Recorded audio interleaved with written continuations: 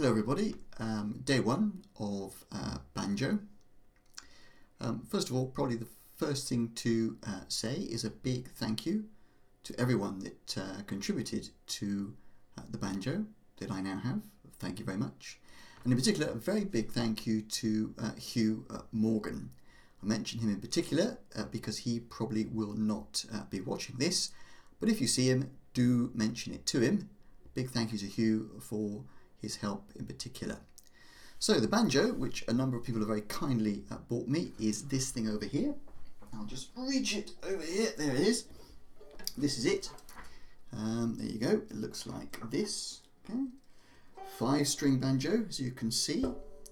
It's an Ashbury, as you can see. So it's, I suppose, a beginner's banjo in some respects. A lot to learn. I'm just making this initial video for myself, as well as for anybody else who cares to watch. You will not hear from me for a long time after this, because there is a lot of very basic things for me to learn. One of the things I learned fairly early on, however, was that I could not just play the banjo with fingers alone. I had to buy some finger pickers, and there's a whole load of stuff on YouTube and internet about finger pickers. But in the end, I bought these things, a set of them. They look like this, as you can see there. You have one for your thumb, which is a thumb pick. Interestingly, a lot of people use plastic thumb picks, and I've got a silver nickel one. I'll see if that works. I may have to change to a plastic one in due course. And then I have a set of initially 3 of these, which are the finger ones.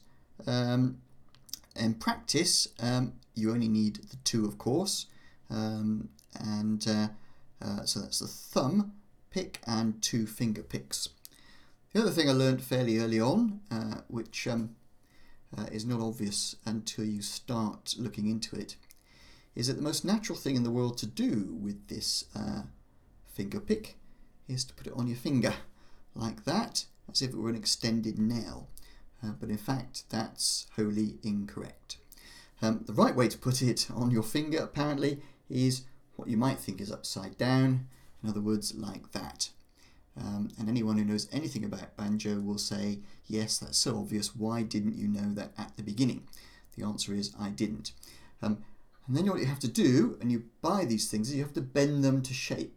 So I had to call into play my very trusty pair of pliers, attached to my Swiss Army knife, set of pliers, and I had to apply them, as one does, to adjust the finger pick so that it would shape itself with a bit of effort around my finger, and then also curl at the end of my finger. And quite unexpectedly, I need to keep my nails reasonably short so that I don't accidentally catch my nail on the metal string.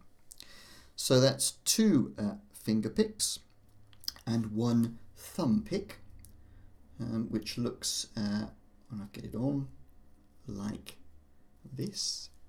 So you end up with this configuration, see, like that, and also like this. Okay, so this is just me with my first attempt at playing a banjo. That's not really proper playing, it's just to show you that I've started. You'll not hear from me again for a while, as I said before, because there's a lot to learn before I can even attempt to have a sing-along with some songs, but I'm sorry to say I will be singing along some songs, probably as badly as all the other songs I've done on YouTube. But just to show you that it does in fact work and sound a lot better. I've tuned this as one does to an open G tuning. That's not compulsory, you can adopt a C tuning, but I've adopted a G tuning, which is the bottom string as a G, a drone string as they call it, followed by a D, a G, a B, and a D. So a D, so a G, a D, a G, a B, and a D, to get them in their right order. And then the whole thing, obviously, as it's an open G tune, meaning is that the open strings sound like a G chord without doing anything else. So there you go, open G chord.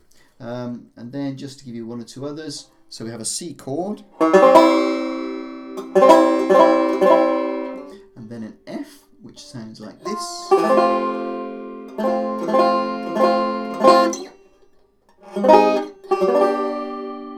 To a G on an upper position, and then a D7, back to a G. And as you can tell, it's got a little bit of volume, perhaps not surprisingly, because it's a banjo. So